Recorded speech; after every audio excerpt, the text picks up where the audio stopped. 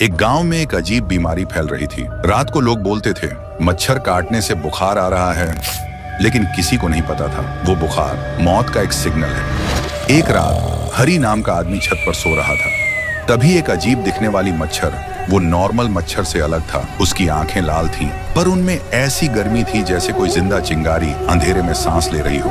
वो मच्छर हरी के पास आया और अचानक फट गया। पर अजीब बात ये थी, कुछ हुआ नहीं, बस हवा में एक हरे रंग का धुआं तैरने लगा, जो देखते ही देखते अंधेरा में घुल गया। फिर सुबह हरी उठता है, उसकी आंखें लाल थीं। तभी उसे खून की उल्टी होने लगी। उसकी पत्नी चिल्लाती हुई आई और बोली, तू ठीक है हरी? हरी बोलता है, खून खून खून चाहिए। और वो एक अजीब दिखने वाला इंसान ज़ॉम्बी में बदल गया और एक झटके में उसने अपनी पत्नी को काट लिया। देखते ही देखते उसकी पत्नी भी एक ज़ॉम्बी में बदल गई। उधर पूरे गांव में वो ज़ॉम्बी मच्छर फैल गया था। घर के अंदर, खेतों में, हर कोने कोने में घुसकर एक एक करके फट रहा था और हर ब्लास्ट के साथ वायरस फैल रहा था। लोग इधर उधर भागने लगे, चीखने लगे, लेकिन कोई बच नहीं पाया और एक ही पल में पूरा गांव ज़ॉम्बी में बदल गया। सब लोग एक जैसे चलने लगे, कमर टेढ़ी, आंखें खुली और मुंह से खून टपक रहा था। लेकिन बस एक आदमी बचा था, राइस्टार। पूरा गांव उसका पीछा कर रहा था। वो बहुत डरा हुआ था। भागते भागते, मरते मरते राइस्टार किसी तरह उन ज़ॉम्बी से बच आया और सांस फुला के बोला, अरे लगता है इस ज़ॉम्बी भी थक गई रे, हमरा पीछे दौड़ते दौड़ते। ससुरा अब एक लाइक तो बनता है रे। तभी उसने देखा डॉक्टर थुंग थुंग जमीन पे बैठा रो रहा था। राइस्टार उसके पास गया और बोला, अरे ओ डॉक्टर बाबू, ये रोना धोना का नाटक लगा रखे है रे। डॉक्टर बोला, का कही भाई, हम सोच ली अगर हम मच्छर से मलेरिया खत्म कर दी तो हमको नोबेल मिल जाएगा। बस फिर हम मच्छर पकड़ के रिसर्च में लग गई। ससुरा पता नहीं कैसे धमाका हो गई और फिर सब मच्छर एक अजीब रूप लेकर यहाँ से उड़ गई। राइस्टार बोला, ससुरा अब तो तोरा मच्छर पूरा गांव चबा रहा रे। ई का वायरस बनाइल बा तू, अब तू ही ठीक करबे, नाई तो तोरा कनपट्टी पे ऐसन झापड़ मारब ना कि डॉक्टर गिरी भी भूल जाइब। डॉक्टर ने हाथ जोड़ के बोला, अब सिर्फ एक ही रास्ता बचा है।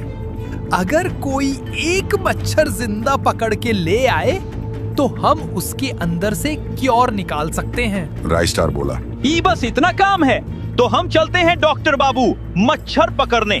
फिर रात होती है, अंधेरा छा जाता है।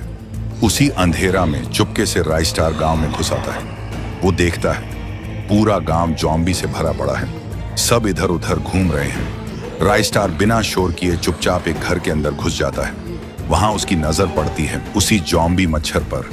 राइस्टार चुपके से एक धुआं बम छोड़ देता है। पूरा कमरा धुएं से भर जाता है। पकड़ लिए रे ससुरा। जब धुआं हटता है तो दिखाई देता है राइस्टार ज़ॉम्बी मच्छर को एक जार में पकड़ चुका है। फिर राइस्टार वो जार डॉक्टर को देता है।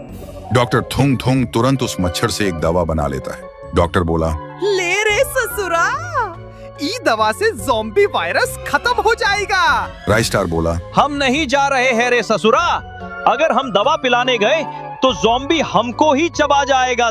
डॉक्टर हंसता है और बोलता है, तू तो बड़ा मजाकिया निकला रे राइस्टार, चल हम दोनों ही चलते हैं। फिर दोनों हेलीकॉप्टर में बैठ जाते हैं और निकल पड़ते हैं उस गांव की तरफ। हेलीकॉप्टर गांव के ऊपर रुकता है।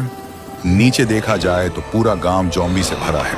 हेलीकॉप्टर की आवाज सुनते ही सारे ज़ॉम्बी एक साथ उसकी तरफ दौड़ने लगते हैं। उधर राइस्टार दवा की बोतल उठाता है और चीख के बोलता है, अल्ले ससुरा, ये तेरा इलाज आ गइल रे। देखते ही देखते पूरा गांव नीले धुएं से भर जाता है। कुछ देर बाद वही गांव जहां मौत घूम रही थी, अब वहां फिर से इंसानों की हंसी गूंजने लगती है। राइस्टार और डॉक्टर थुंग थुंग मुस्कुराते हैं। हो गइल काम, अब तो सच में नोबेल हमरे नाम लिखा जाएगा रे। लेकिन एक दिन खेत में एक आदमी काम कर रहा था। हवा शांत थी, सब कुछ बिल्कुल नॉर्मल लग रहा था। तभी दूर से एक अजीब दिखने वाला इंसान टेढ़े कदमों से हल्की कंपकंपी के साथ उसकी तरफ चलकर आने लगा। वो आदमी सोचता है कौन है ये, पर जैसे ही वो पास आया एक झटके में वो फट गया। तो दोस्तों, क्या ज़ॉम्बी 2.0 चाहिए? तो कमेंट करो, पार्ट 2 चाहिए।